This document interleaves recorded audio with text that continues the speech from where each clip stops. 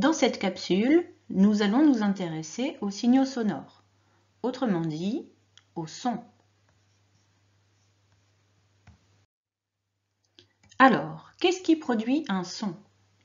Un son est produit par une vibration qui se propage ensuite dans un milieu. Prenons quelques exemples. La guitare émet un son grâce à la vibration de ses cordes. Si on regarde sur cette vidéo, on voit bien que les vibrations de la corde produisent des sons. Autre exemple, le haut-parleur. C'est la vibration de la membrane du haut-parleur qui produit un son. Enfin, vos cordes vocales vibrent lorsque vous parlez. Si vous touchez votre gorge, vous les sentez bouger. On va maintenant voir comment se propage un signal sonore. Il faut savoir que le son se propage dans un milieu matériel. Comme on va le voir sur cette vidéo, si on place une bougie devant un haut-parleur, les vibrations du haut-parleur font bouger la flamme de la bougie. C'est-à-dire que les molécules d'air présentes devant le haut-parleur vont se mettre à vibrer également. Regardons la vidéo.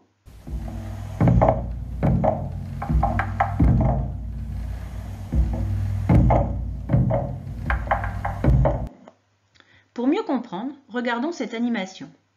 Ici, on retrouve un haut-parleur et on a représenté les molécules d'air juste après.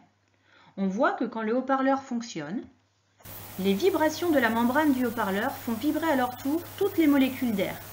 C'est cette variation de pression qui va entraîner la propagation du son de proche en proche jusqu'à faire vaciller la flamme de la bougie si on revient sur la vidéo.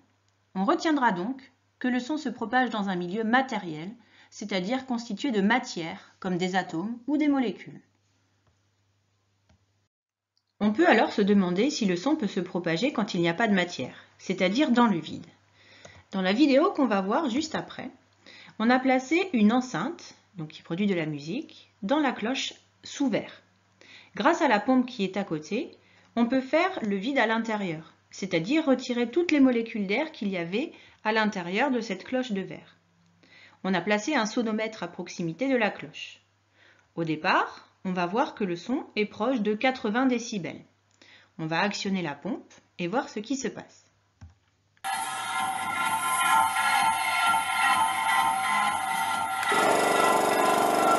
Donc là, la pompe est en train de retirer l'air qu'il y a à l'intérieur de la cloche. Alors, elle n'est pas parfaite, cette pompe, donc on ne peut pas retirer tout l'air.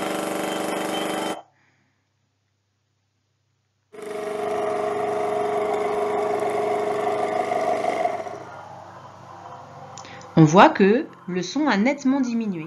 Il n'est plus qu'à autour de 66 décibels. Alors, il n'est pas à zéro, je l'ai dit, c'est parce que la pompe n'est pas parfaite. Elle ne pouvait pas enlever tout l'air. On va maintenant réintroduire l'air à l'intérieur de la cloche.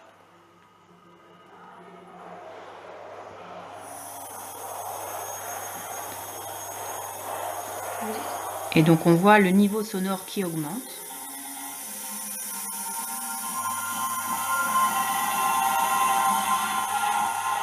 Pour revenir à son état initial. On retiendra que le son ne peut pas se propager dans le vide. Alors, à quelle vitesse se propage le son? Il faut savoir que la vitesse du son dépend du milieu de propagation. On voit dans ce tableau que dans l'acier, le son se propage à environ 5000 mètres par seconde. Dans l'eau, il se propage moins vite, autour de 1500 mètres par seconde. Dans l'air, il se propage encore moins vite, à la vitesse de 340 mètres par seconde. En fait, plus la matière est dense, c'est-à-dire plus les particules sont proches les unes des autres, plus le son pourra se propager rapidement. C'est pourquoi le son se propage plus vite dans un solide que dans un liquide, et qu'il se propage plus vite dans un liquide que dans un gaz. On retiendra que la vitesse de propagation du son dépend du milieu, et que plus le milieu est dense, plus le son se propage rapidement. On va terminer en parlant des caractéristiques d'un son. Alors, de quoi dépend un son? Sur cette vidéo, on a enregistré les vibrations d'une corde de guitare. On va voir que lorsque les cordes vibrent rapidement, elles produisent un son aigu. Inversement, quand elles vibrent lentement, le son produit est plus grave.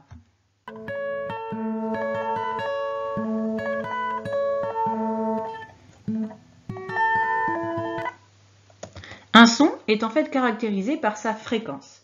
c'est-à-dire son nombre de vibrations qu'il y a dans une seconde. On retiendra que plus la fréquence est élevée, c'est-à-dire plus les vibrations sont rapides, plus le son sera aigu. Inversement, plus la fréquence est basse, c'est-à-dire plus le nombre de vibrations est petit, plus le son sera grave.